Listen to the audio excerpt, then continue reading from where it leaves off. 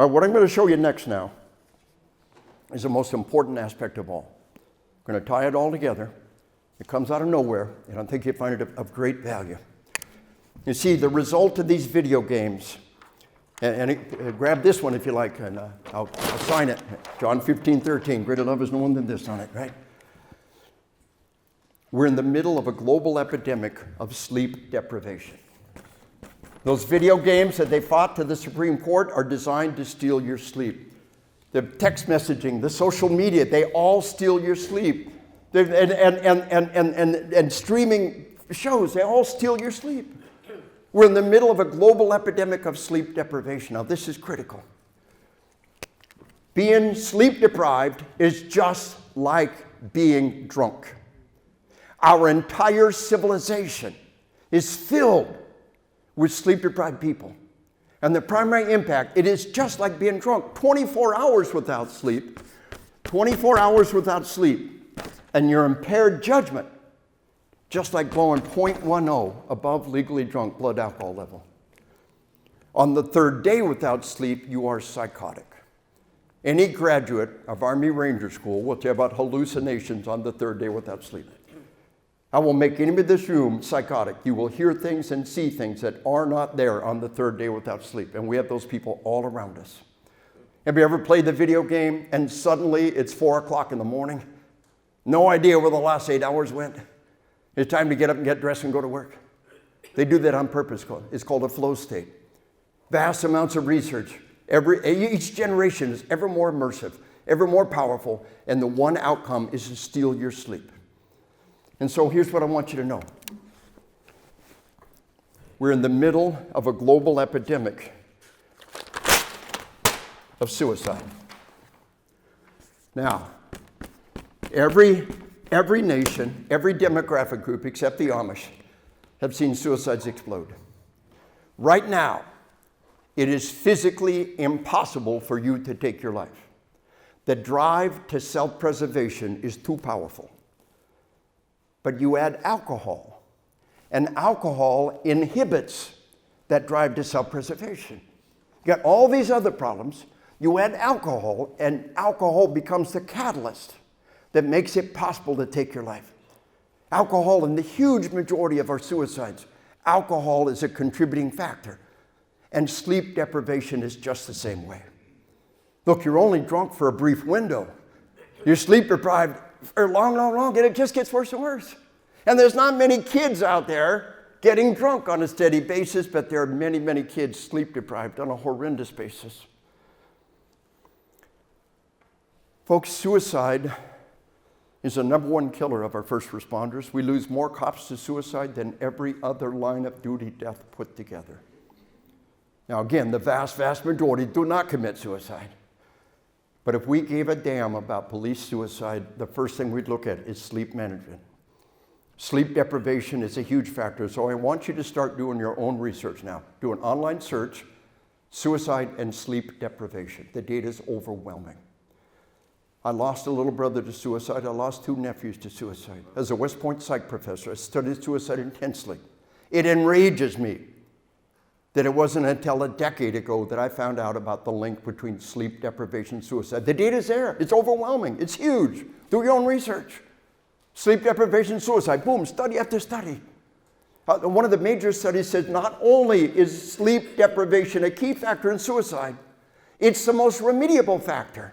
Look, we can't do much about your finances or your relationships, but we can get some sleep right stinking now. Do you understand? It's the most remediable factor. So here's parenting 101 and grandparenting 101 for the 21st century. Look, folks, teen suicides have exploded. Teenagers, 10, 11, 12-year-old. Teenage girls' suicides have tripled in the last decade. And that was pre-pandemic. During the pandemic, almost all suicides exploded, even above beyond that. So when you send your kids to bed at night, take their cell phone away from them. No laptop in the room. No TV, no cell phone. They have got to go to their room and sleep. A cop came up to me during a break in a class. He said, I had one of those teenagers. He said, she was a good girl. She was an A student. She said, Dad, it's embarrassing. You don't have to take my cell phone every night, family policy. Cell phone goes in the charger, you go to bed. I said, it's embarrassing. You don't have to take my phone every night. You can trust me. Okay, I trust you. Take your cell phone. He said, a little while later, she took her life. He said, my little girl took her life. And we never knew the hell she was living in until we looked at the text messages on her cell phone. Night after night of ceaseless, relentless, vicious bullying. They were tag teaming her. They took shifts to tag team her all night long, night after night. And you can't just ignore that. We're not wired that way. He said it was heart-rending to see her up all night long, night after night, trying to defend herself. He said, I immediately understood my little girl was bullied to death. He said, what I didn't understand until now, she was sleep deprived, tormented and bullied to death in front of my eyes, and I let it happen. He said, I can't ignore that text message in the middle of the night. How can we expect our kids to? He said, the one thing on earth I've done for my little girl was take her phone every night. Let her turn off all the bad stuff in this world. Who's going to be your mommy? Who's going to make you get that sleep, folks? Let's keep rocking along now. We're talking about sleep deprivation and suicide. It's huge. And sleep deprivation and traffic deaths. Decade after decade, we brought traffic deaths down. Airbags, seatbelts, medical technology. And for the last decade, worldwide, traffic deaths have exploded. I heard the data just yesterday. Traffic deaths are the #1 killer of teenagers in America. I also heard that suicide's the #1 killer of teenagers in America. But folks, look, there's a reason why airline pilots and truck drivers and 20 other professions required by federal law to get enough sleep. And folks, if you got kids that are driving, you should be scared sick about traffic deaths. And the single greatest gift you give those kids is to make sure they get a good night's sleep before they get behind the wheel of that vehicle. And we never knew that. I had 3 teenage boys. Now I got teenage grandkids. And I was scared sick about traffic deaths. And it wasn't nearly as bad as now. And I made sure they all had cars with airbags, and 2 out of 3 tested those airbags. But nobody ever told me the most important thing is to make sure they get a good night's sleep. Boom! And so folks, sleep deprivation is a huge factor in mental illness. There can be absolutely no doubt. You want to have an impact on mental illness? I will make anybody in this room flat psychotic through sleep deprivation. Do an online search, sleep deprivation and traffic death, sleep deprivation, suicide, and sleep deprivation and mental illness. Boom! It's overwhelming. It's huge. What can we do about mental illness? Sleep. We're in the middle of this global epidemic of sleep deprivation. And do an online search again. It's undeniable. So why don't we know? Why aren't there public service announcements? Say, turn off that video game. Stop binge watching those shows. Why don't the TV tell us to turn it off? Because they just want to keep making money. And they fought the Supreme Court to sell this stuff to our children. Do you understand? So there's a huge link between sleep deprivation and suicide and traffic deaths and mental illness and chronic pain. We've all had a bad night's sleep. We hurt the next day, yeah? And that is the link to the opiate epidemic. Why opiates? Why are opiates a drug of choice? Fentanyl's an opiate, almost entirely illegal. And illegal use of fentanyl is killing somewhere between 60 and 80,000 Americans every year. And folks, in the entire Vietnam War, in 20 years of Vietnam, we lost a little less than 60,000 Americans. We lose far more than that every year to fentanyl. And what about prescription opiates? Why are they all in demand? Why are opiates a drug of choice? Why? Because we're in the middle of a global epidemic of sleep deprivation. Doc, I heard all the time, give me a pill to fix it. And when you're sleep deprived, your body craves rest. That first hit of opiates is the first real rest you've had in forever. And your body is vulnerable to opiates when you're sleep deprived. And you've got impaired judgment. Just taking drugs is impaired judgment. They're the 3 major killers that have exploded: suicide, traffic death, mental illness, opiate overdoses. Drug overdoses are the #1 killer of American adults by far. Well, what's the new factor worldwide?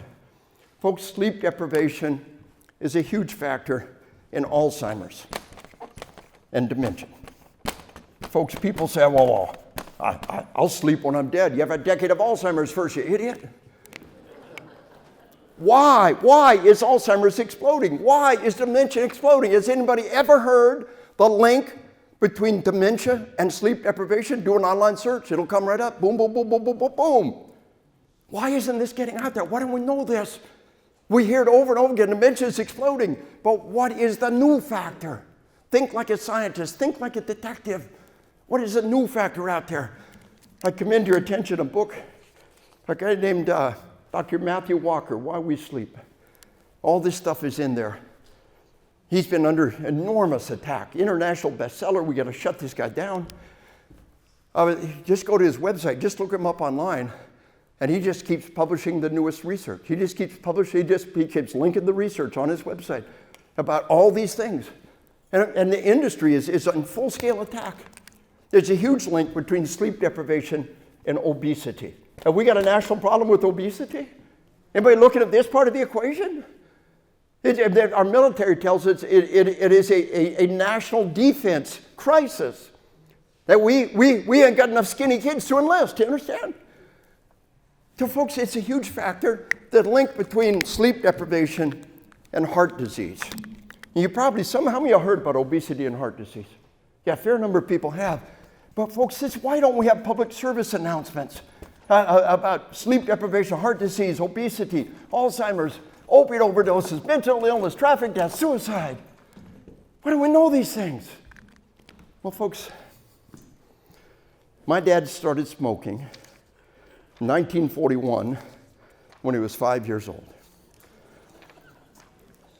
He said he walked up to the counter in the local general store, couldn't even look over the counter, 5 years old, plunked a nickel on top of the counter, 1941, bought a pack of Bull Durham tobacco and rolling papers, started smoking 5 years old. Right, candy rots your teeth. Well, candy's bad for your teeth, right? It's his money. Cigarettes are good for you. Candy rots your teeth. Here's a cigarette. As your dentist, I would recommend Viceroy cigarettes. Oh, dentist say Viceroy. Yeah. More doctors smoke Camels than any other cigarette. Docs smoke Camels. Dentists say Viceroys. Which is best? They're poison. They're all poison. Don't do it. 55 years later, those cigarettes finally killed my dad.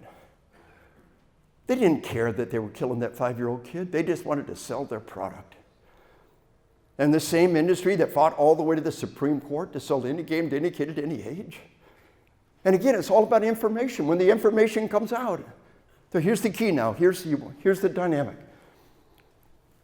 When my second grade teacher told us cigarettes kill people, I went home and hid my dad's cigarettes. You ever do anything like that? My dad convinced me I wasn't a very good idea. But when those teachers tell us, they can change the path. So folks, I taught a Texas school safety summit a little while back. I said, we're going to talk about keeping your kids safe from violence. But odds are you never had a kid murdered. Unfortunately, I bet you've had suicides. Bet you had traffic deaths. Bet you got mental illness all over the place. Bet you got drug overdoses. You want to walk out that door and save a kid's life? This is where you begin, right there. Now, the head of Netflix, look this one up. The head of Netflix said their competitor is sleep. The corporate policy of Netflix is to steal your sleep. Their competitor is sleep. They don't care that they're killing you. They just want to sell their product. Now, folks, I tell my educators nationwide that we can teach our kids 3 things. Number 1 is the number of hours that they need. And starting in kindergarten and first grade, they can do this. They can process this real quick. You can find this. Do an online search, boom, it'll come right up. Here we are, American Academy of Sleep Science. Babies need 12 to 16 hours. Toddlers, 11 to 14 hours. Preschoolers, 10 to 13 hours. School age, 9 to 12. Teenagers, 8 to 10. Adults, 7 hours of sleep minimum. Your body needs 4 things to survive. You need air, you need food, you need water, and you need sleep. And if you're not getting sufficient sleep, it is kicking your tail and eating your lunch and stealing your life away from you. We got to work on having good quality sleep. and we got to work on it. We used to think, well, when we get old, we don't need as much sleep. Wrong. We don't get as much sleep. We still need it. It's killing us. And there's things we can do to fix that now and things to work on that, things we can be doing. And folks, here's another study now. Link between sleep deprivation and mental illness. Now this is a study in veterans and sleep deprivation. And basically sleep deprivation, if your body's already under stress when you're sleep deprived, terrible stress. If bad stuff comes down, you're 5 times more likely to get PTSD, 9 times more likely to have a depressive disorder, and 6 times more likely to have suicidal ideation. This is not a causal relationship. It's not even a correlational relationship. It's a toxic interactive relationship. We have an enormous hard time getting a handle. How do you get a handle on PTSD and depression and suicide? Those are hard. But if we get a handle on sleep, everything else comes with it. And so we teach those kids the number of hours they need. And we show them on a clock. Here's the wake-up time. Count backwards that number of hours. Here's when you got to go to bed. And they'll do it. Number 2, they need to sleep in the dark. I'm a huge science geek. My favorite website is ScienceDaily.com. Major study in this sleep lab. Totally dark room, bathroom light is on, and the door is shut. The light coming under the crack of the bathroom door is enough light to stop your body from producing the melatonin that you need. Our bodies are designed to sleep in total darkness. We really are being eaten alive. Just a little bit of light is really causing trouble for us. Now you can combine it, make it as dark as you can, and combine it with the sleep mask. Now this particular sleep mask, it's Amazon's #1 seller. Now you just go to Amazon's #1 seller, and folks, it's got over 85,000 5-star reviews for a stinking mask. I wish one of my books could get 1/10 as many as those reviews for a stinking mask. I sent my grandson off to college. Now, what's most likely to kill my grandson? Suicide, traffic deaths, and drug overdoses. What's the greatest gift I give my grandson? A good night's sleep. He's seen my class. He's helped in my classes. I sent him off to college with 3 different sleep masks. Find the one you like and use it. Call my grandson up at college. Here's the key question. Are you getting enough? How's college going, buddy? Great. Key question. Are you getting enough sleep? Yes, sir. Are you using your sleep mask? Yes, sir. As a matter of fact, it was getting grody. I went online and ordered another one. Boom! That's success in keeping your grandkid alive. That's the single best thing you could possibly do. And so, folks, 3 things we teach those kids. Sleep in the dark, the number of hours you need, and cut off caffeine shortly after lunch. The half-life of caffeine in your body is 5 hours. That means the caffeine you took at 5 p.m. is still at half strength when you go to bed at 10 p.m.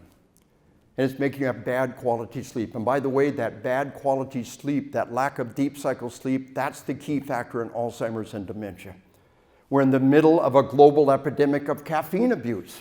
Mega doses of caffeine. Shortly after lunch, just an hour or 2 after lunch, get that last hit and then shut it down. And then when you need caffeine, it'll be there for you. Do you understand? Use it responsibly.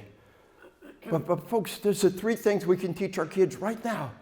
You want to walk out that door and save a kid's life? You want to change the tide of our civilization? This is public service announcements. It should be going out. And we got to let them know. There's just simple things we can do to turn the tide. Remember about cigarettes, and how the doctors and the dentists are, this is good for you? Yeah. Go back just a generation. You got Dr. Batty's asthma cigarettes. They're the temporary relief for the paroxysms of asthma. That's where we are. Video games are good for your kid. Well, one thing's for darn sure. If video games get in the way of your kid's sleep, it is irrefutably bad for them. And they are intentionally addictive, seductive, irresistible, and they fought the Supreme Court to sell them to children. This is evil. Where you cross the line into evil. Look, we know that guns and automobiles and alcohol, there's a problem with that, but we accept it with adults. Where we draw the line is selling this stuff to children. And this industry is fighting all the way with all their heart and soul to sell this evil stuff to children. That's where we are. And so we can turn the tide, folks. Get the word out about the incredible harm being done. How do we fight evil? With love. What's the opposite of evil? Love. As we love our God, as we love our nation, as we love our children, as we love our way of life, it's time to fight. And we fight with information. For the first time in history, we can go around the media. We all have people we can link to. We all have people we can distribute the information to. We have radio shows and influential people to get the word out. And have faith in our nation, have faith in our way of life. But never despair. Remember, in the end, everyone dies physically. That doesn't mean God failed. In the end, every nation falls over my dead body. That doesn't mean God failed. Every nation falls, every person dies, but eternity continues. Stay focused on the big picture. Believe in who you are. Believe in what you do. And as you go about that noble and virtuous endeavor as informed, motivated American citizens, may God bless you, your family, every endeavor. And God bless America. Thank you.